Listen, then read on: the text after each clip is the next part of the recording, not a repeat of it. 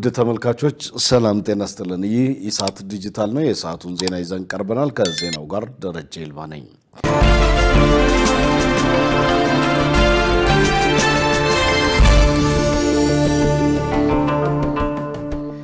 የሰራተኞችን ዝቅተኛ የደሞዝ ወለል ለመወሰን የአጥኚ ቦርድ ማቋቋሚያ መመሪያ መውጣቱ ተገለጸ።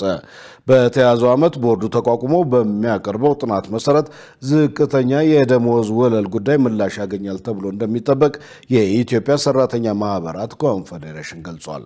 መሰረት ዋዩ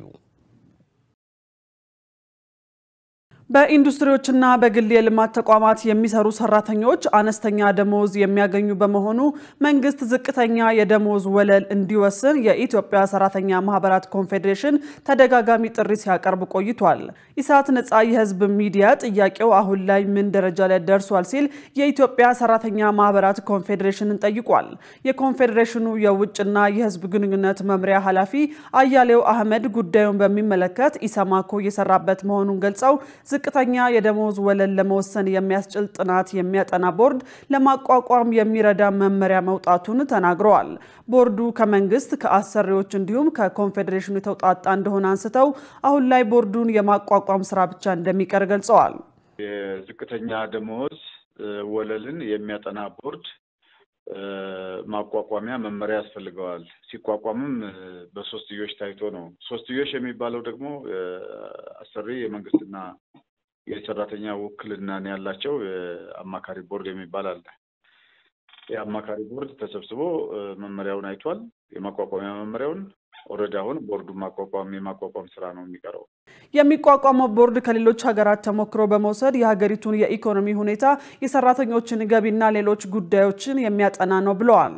የሚቋቋመው ቦርድ በቀጥታ የሀገሪቷን የኢኮኖሚ ሁኔታና የሰራተኞችን የገቢ ሁኔታ በማየት ከሌሎች ሀገሮች ልምድም በሀገራችን የመጀመሪያም ስለሆነ ሌሎች መታየት የሚገባቸው ነገሮች ሁሉ አይቶ የዝቅተኛ የደሞዝ ወለል በተለይም በልማት ተቋማት ላይ ያሉ የግል የልማት ተቋማት ኢንዱስትሪ ፓርክም ያሉትን ያካታል። አጠቃላይ የመንግስት የልማት ተቋማትንም የሚያካትት ነው። የመንግስት ሰራተኛ ሳይሆን የመንግስት የልማት ተቋማት እነዚህ በትርፍ ላይ መሰረት ያደረገ የስራ እንቅስቃሴ ላይ የተሰማሩ ሰራተኞችን የዝቅተኛ ደሞዝ መነሻ ደሞዛቸው ይሄን ያክል ነው ብሎ ጥናቱን ያስቀምጣል ማለት ነው። ኃላፊው አያይዘው መንግስት ለሰራተኞች ያደረገውን የደሞዝ ማሻሻያ አስታውሰው ነገር ግን ደሞዝ ያልተጨመረላቸውና ዝቅተኛ ደሞዝ ተከፋይ የሆኑ ሰራተኞች በአንድ ገበያ እኩል ሊገበያዩ አይችሉም ብለዋል። ይህ ጉዳይ መስተካከል ያለበት መሆኑንም መንግስት ተረድቶታል ብለዋል።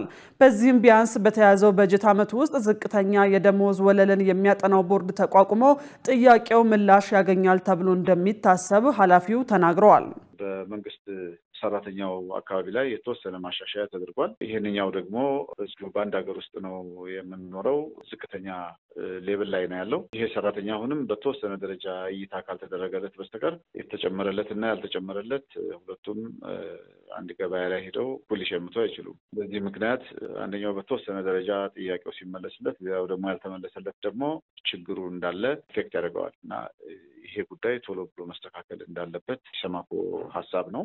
መንግስትም አይ ቲንክ አንደርስታንድ አድርጓል ሁሉንም ነገር በቅልጥፍና ቢያንስ በዚህ ዓመት ውስጥ ቦርዱም ተቋቁሞ አስፈላጊው ነገር ሁሉ ምላሽ ያገኛል ብለን ነው የምናስብ ያለነው። የውሃና ኢነርጂ ሚኒስቴር ከ2.8 ቢሊዮን ብር በላይ ወጪ የሚደረግበት የመጠጥ ውሃ ፕሮጀክት ግንባታ ለማከናወን ስምምነት ፈረመ። ስምምነቱን የተፈራረሙት በውሃና ኢነርጂ ሚኒስቴር የመጠጥ ውሃና ሳኒቴሽን ዘርፍ ሚኒስትር ዴኤታ አምባሳደር ዶክተር አስፋው ዲንገሞ የህብረተሰቡን የመጠጥ ውሃ ችግር ለመቅረፍ በተገባው የውል ስምምነት መሰረት በሚፈለገው የጥራት ደረጃና ከተቀመጠው የጊዜ ገደብ ባጠረ ጊዜ ስራው እንዲጠናቀቅ አሳስበዋል።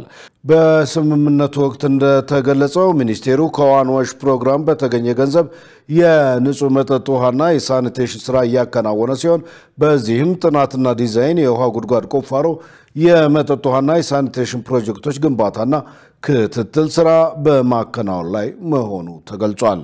በዚሁ መሰረት ሚኒስቴሩ ከተለያዩ ተቋራጮች ጋር 12 የኮንትራት ስምምነት ውሎችን መፈረሙን አስታውቋል።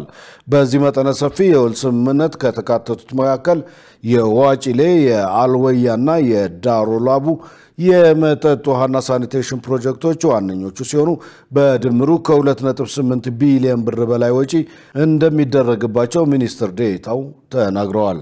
በተጨማሪም ሚኒስቴሩ የ179 ሚሊዮን ብር ወጪ የሚጠይቅ የውሃ ጉድጓድ ቁፋሮ ስምምነት መፈጸሙንና ስራውን በ60 ቀናት ውስጥ እንደሚጠናቀቅ ይጠበቃል ማለቱን ከተቋሙ ድረገጽ ያገኘነው መረጃ ያሳያል።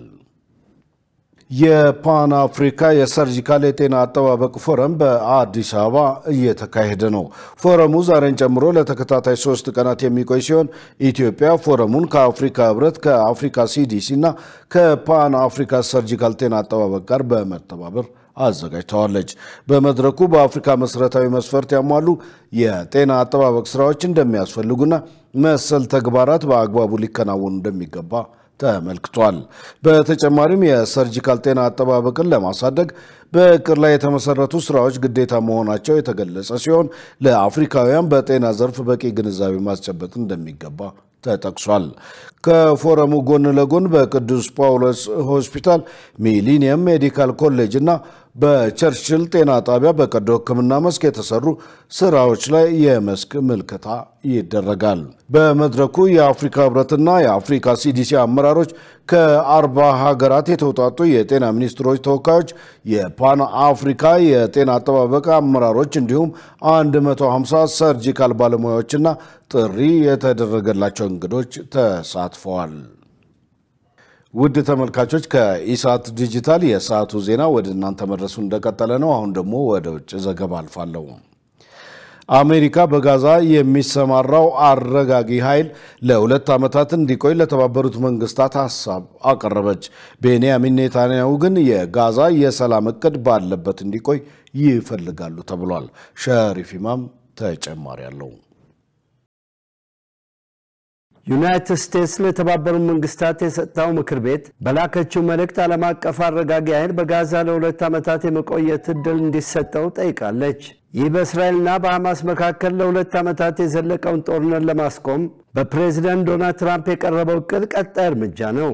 የአረብ ሀገራትም ሆኑ ሌሎች በጋዛ አረጋጊ ኃይል ውስጥ ተሳትፎ ለማድረግ ፈቃደኛ የሆኑ ሀገራት እቅዱ በተባበሩት መንግስታት ድጋፍ ሊያገኝ ይገባል እያሉ ነው። የተባበሩት መንግስታት ድርጅት ዋና ጸሐፊ አንቶኒዮ ጉተሬሽ በዶሃ ለጋዜጠኞች በሰጡት መግለጫ እኛ የምናምነው በጋዛ ውስጥ የሚሰማራው ማንኛውም አካል ከጸጥታው ምክር ቤት የሚሰጠው ኃላፊነት ህጋዊነት ሊኖረው ይገባል ብለዋል። ይህንንም አስመልክቶ የተዘጋጀው ረቂቅ ሰነድ ማክሰኞ ከሰዓት በኋላ ለሚመለከታቸው የተሰራጨ ሲሆን በዚህም በጋዛ የሚሰማራው አረጋጊ ኃይል ተሳታፊ የሚሆኑ ሀገራት ስልጣን የሚሰጥና መግባባት በመፍጠር የሚያግዝ ነው ተብሏል። ይሁን እንጂ የጸጥታው ምክር ቤት ቋሚ አባል የሆኑት ሩሲያና ቻይና ዋነኛ አሜሪካ የትኛውንም ሀገር ድምፅ ሳታካትት ውሳኔውን ለማሳለፍ ትሞክራለች በሚል የአሜሪካ ተቃዋሚ ሆነው ሊቀርቡ ይችላሉ እየተባለ ነው። የቀረበው ረቂቅ ሐሳብ በአረጋጊ ኃይል ውስጥ ተሳትፎ የሚያደርጉ ሀገራት በጋዛ ውስጥ እስከ 2027 ድረስ ሰላምን የማረጋጋት ሥራ እንዲሰሩ እድል ይሰጣል። ይህን ሥራ የሚሰሩት ወደፊት በሚቋቋመውና የጋዛን ሰጥ በሚያስተዳድረው የሰላም ቦርድ ስር ይሆናል። ረቂቁ አያይዞ የሚደራጀው የአረጋጊ ኃይል ከእስራኤልና ከግብፅ ጋር በቅርበትና በትብብር ይሰራል። የአረጋጊው ኃይል ወደፊት ራሱ ከሚያሰለጥናቸው ፍልስጤማውያን ፖሊሶች ጋር በመሆን የድንበር አካባቢዎችን ጸጥታ ይቆጣጠራል። ከሌሎች ሀገራት ጋር በመተባበርም የሰብአዊ እርዳታ በአግባቡ እንዲገባ ያደርጋል ይላል ረቂቅ ጽሑፉ።